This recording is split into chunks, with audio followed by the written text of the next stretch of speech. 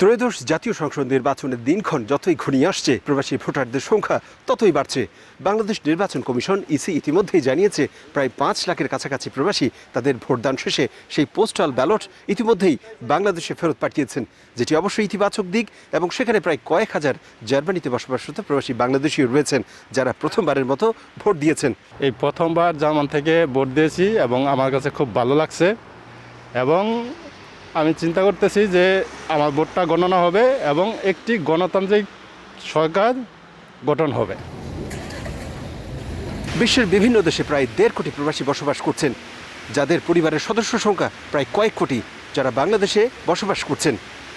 এই নির্বাচনে যেসব জনপ্রতিনিধি ভোটে দাঁড়িয়েছেন, তাদের কাছে জার্মানিতে বসবাসরত প্রবাসী ভোটারদের প্রত্যাশা দেশের ভাগ্য উন্নয়নের পাশাপাশি সেসব প্রবাসী পরিবারের পাশে দাঁড়াবেন এবং একই সাথে সার্বিক নিরাপত্তা নিশ্চিত করবেন।